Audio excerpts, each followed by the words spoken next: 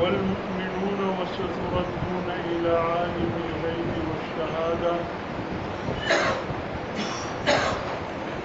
فينبئكم بما كنتم تعملون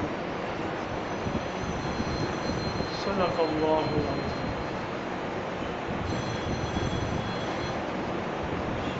میرے واجب و احترام بزرگوں اور عزیز دوستوں، آج مجلس ذکر کے اس حلقے میں ایک نہایت اہم بات کی طرف توجہ دلانا چاہتا ہوں، وہ یہ کہ اسلام اور دیگر مذاہب میں آخرت کا تصور کیا ہے۔ اسلام آخرت کا تصور کیا پیش کرتا ہے اور دیگر مذاہب والے ان کے ہاں آخرت کا تصور کیا ہے۔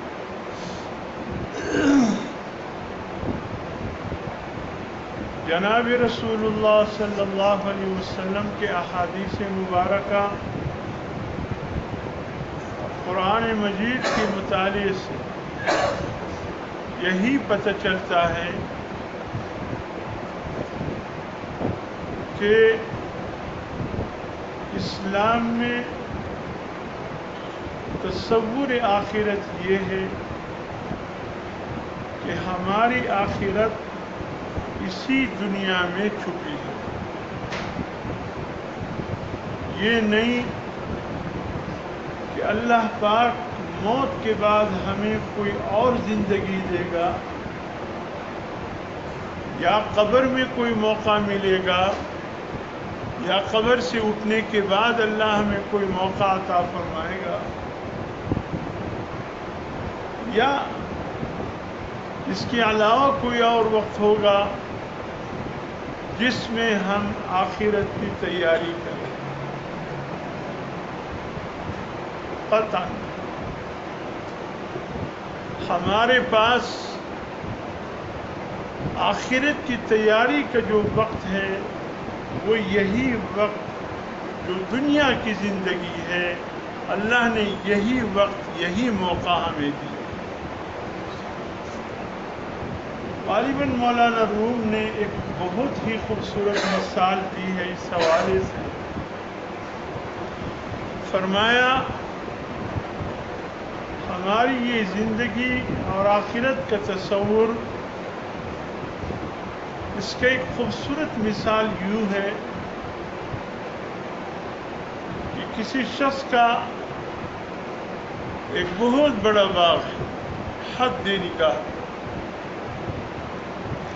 اس باغ میں انواع قسم کے میوجات موجود ہیں، ہر قسم کا پھل فروٹ موجود ہے، پکے ہوئے، خوبصورت، کچے اور داغدار اور سکڑے ہوئے، چھوٹے، ہر قسم کی چیز اس میں موجود ہے۔ اور اس کو کہا گیا ایک شخص کو کہ بھئی اس دروازے سے داخل ہو جائیے،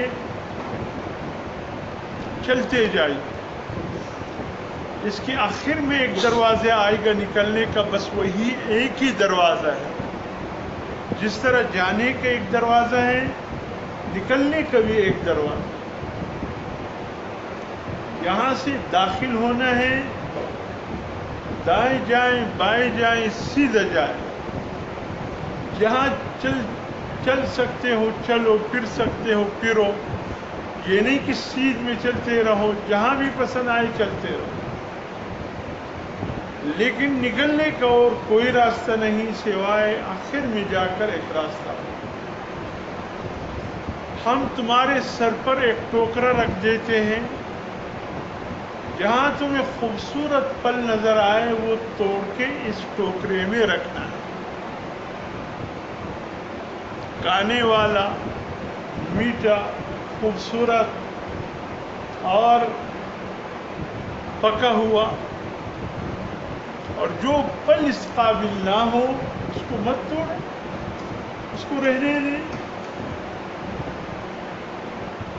اور اس ٹوکرے کو خوبصورت پلوں سے بھر کر اس دروازے سے نکلنا ہے. اور خیال کرنا، درخت آیا آپ کے سامنے خوبصورت پلوں کا، اس سے گزر گئے اگلے درخت تک. اب یہ ہے کہ یار پچھلے درخت میں بڑے اچھے پل تھے وہ لے لوں، پلٹ کر نہیں جا سکتے سیدھے. اب یہ شخص یا جتنے بھی اشخاص ہیں یا جتنے بھی لوگ ہیں، مرد عورتیں، جوان بوڑھے، جو بھی،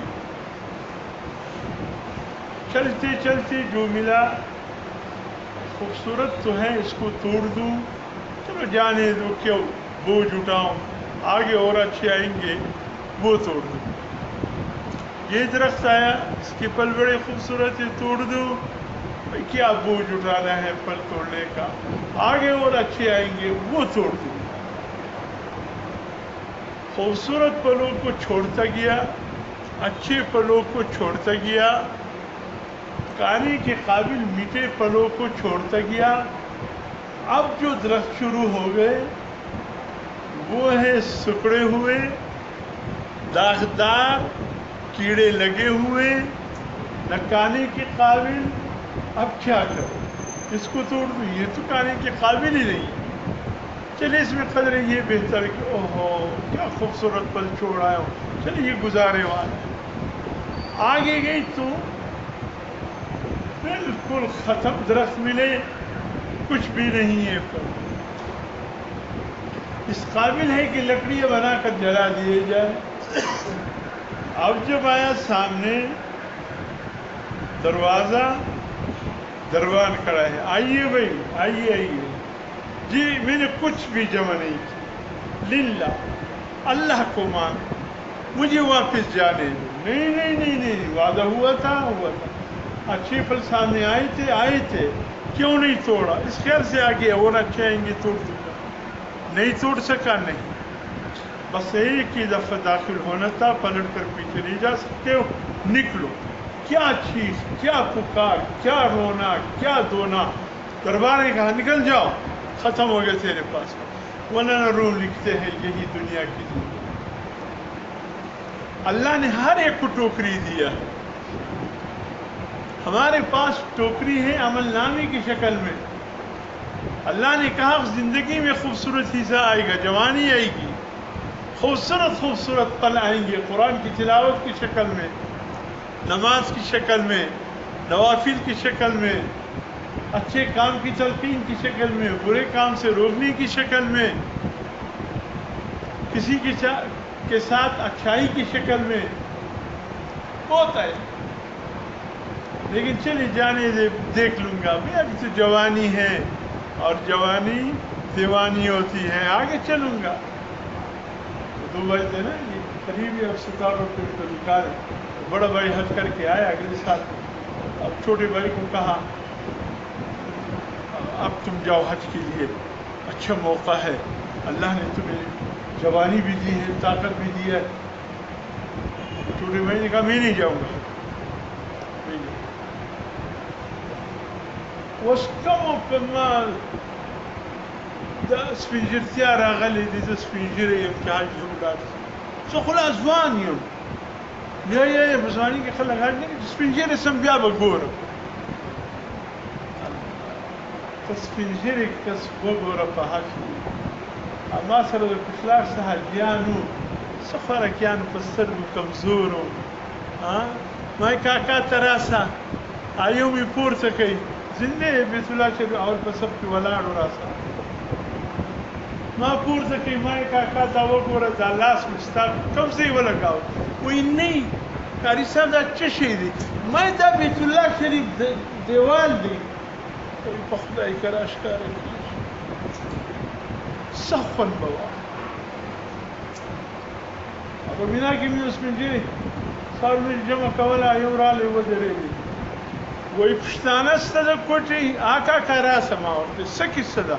وایي ورک یم، د کوم وخت ورکې وي نن مې پنځمه ده چې ورک یم د ملګرو سره د کوم ځای وي د پښین یم ما یو ټیکټ یو د لاسبندۍ یو شی شته وي ګرده ورکستې راسه ما عرفات دې وکړې والله که په خبر یم ما مینا شیطانان نور مزدلفه ملګرو سره ورک یم زه په ملګرو پسې ګرځم دی وایي عرفات او مزدلفه او نور شیان راته یاد زه ملګري ګورم حضرت حاجي فیض محمد ما ورته ویلي دا راته غږ که یاده سهار جمع د لمونځ به وکړي خوراکي به شي خوړلي که به نه خوړلي بیا به چې دی ځای مې پیدا کړو وبېرسم اجداد سره بوتئ نو اوداسه دغه ډېر ناوخته راغلی مې حاجي فیض محمد ولې دې نه ناوخته کړو یا سړی خو بیا راڅه ورک شو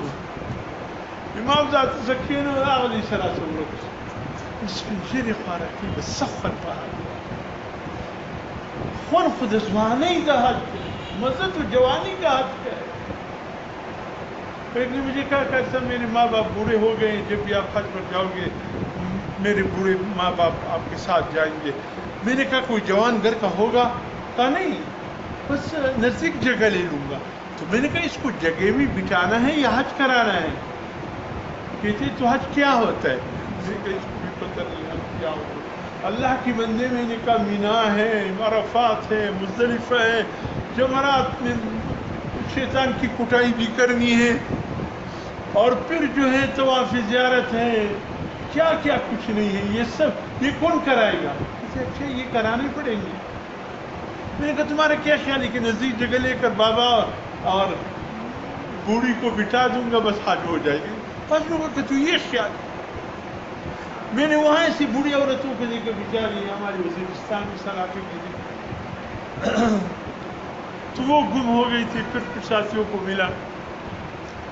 میں پوچھنے لگا آدھے کم وقت سے ورک ہے وہ ڈیر ورج میں سوئی راسا میں درک ہے پھر چلتے چلتے تو میں پوچھ گئی تاحج وہ کئی ابھی حج میں ایک ہفتہ باقی تھا مالی یا دے لا وقت تاحج تھا وہ یا ما کو پنزا حج وکو یو هفته حج ته پاتې د لا مینا نشته عرفات نشته دا خواره کې طواف ته حج وایي وہ بیچارے بوڑھے کیا حج کریں گے یہ حالت ہے تو پھر کوئی تو میں نے اس کو بلایا میں نے کہا خدا کے بندے جوانے میں تم کہتے بوڑھے ہو کر میں آج کے لیے جاؤں گا جاؤ بوڑھوں سے پوچھو بس اللہ قبول کرے ان سے ورنہ گھر میں آ کر حج صاحب حج مبارک کھا بھی پینا پتہ نہیں حج صاحب کے سال میں آیا حج صاحب نے کیا دیکھا ہے وہاں بس اللہ قبول فرمائے مولا علی قاری رحمۃ اللہ علیہ فرماتے حج کا وقت تھا تو عرفات کا دن تھا چیخ و پکار تھا مناسک حج میں یہ واقعہ عربی میں لکھے انہوں نے ایسا عصر کا وقت جیسے زمین سے بھی چیخ و پکار آ رہی خلقت خدا رو رہے انسان نہیں جیسے اور مخلوق بھی رو رہے اور واقعتاً یہ نظارہ ہم نے بھی دیکھا میں ڈر گیا عرفات کے دن میں صرف خیمے سے باہر نکلا تھوڑا سا کچھ کام تھا خوف کا وقت تھا میں جب نکلا ایسا لگ رہا تھا پتہ نہیں کون سے مخلوق رو رہے ایک چیخ پکاری انسانوں کا نہیں پتہ نہیں کن کن کی صدائی آ رہی ڈر کے میں واپس خیمے میں تو مناسک حج میں مولا علی قاری رحمۃ اللہ علیہ جس نے حج پر پہلی کتابی فرمائے میں بھی اسی حالت میں تھا تھکاوٹ کی وجہ سے عرفات کے دن در انسان اثر کو بہت تک جاتا ہے تھکاوٹ میں میری تھوڑی سی اونگ آ گئی کوئی دیوار تھا میں اس کے ساتھ ٹیک لگا کر ایسا نظارہ تھا جیسے کچھ فرشتے ہیں آپس میں بات کر رہے ہیں احرام کی حالت میں وہ ایک دوسرے سے پوچھ رہے اس سال کتنے لوگوں نے حج کیا وہ دوسرے کہتے ہیں اس سال 6 لاکھ مسلمانوں نے حج کیا 6 لاکھ کہا کتنوں کا اللہ نے حج قبول کیا تو پہلے والے نے کہا صرف 6 کا حج قبول کیا کہاں کھل گئی میں نے کہا یا اللہ فضل خلقت خدا رو رہے برا حال ہے چیخ و پکارے صرف 6 کے حج قبول ہو گئی پھر وہ ان سے آ گئی تڑپتے ہوئے روتے ہوئے پھر گیا پھر وہی نظارہ ہے وہ پھر کہہ رہے پتہ چل گیا کہا کیا ہوا؟ کہا وہ 6 افراد نے جو حج کیا، کہا اتنا خوبصورت حج کیا، اللہ نے اس کی برکت سے 6 لاکھ کے حج کو قبول فرما لیا۔ خدا جانے کس کی برکت سے۔ اس نے فرمایا نماز جماعت سے پڑھو۔ پہلے صف والوں کو فرمایا پہلے صف میں اللہ کے ایسے نیک بندے ہوتے ہیں، اس کی برکت سے آخری صف والوں کی بھی نماز قبول ہو جاتی ہے۔ اور آخری صف والوں سے کہا آخری صف میں بھی اللہ کے کچھ ایسے بندے کھڑے ہو جاتے جن کی برکت سے اللہ اگلی صف والوں کی نماز قبول فرماتا ہے۔ کس کی نماز اللہ کے ہاتھ ہے؟ بہرحال یہ میں آخرت کا ایک تصور پیش کر رہا ہوں، یہ دیکھو آخرت بن رہی ہے۔ اب آگے کیا غیر مسلمین کا تصور آخرت کیا زندگی رہی تو آنے والی جمعے یہی سے بات آگے لے جاؤں گا۔ اللہ ہمیں عمل کی توفیق نصیب۔ تمام حضرات مل کر کے میرے ساتھ ضرور شریک پڑھیں۔ اللہم صلی علی محمد کما صلیت علی ابراہیم وعلی آل ابراہیم اللہم بارک علی محمد وعلی کما بارکت علی ابراہیم وعلی آل ابراہیم۔ سورۃ فاتحہ۔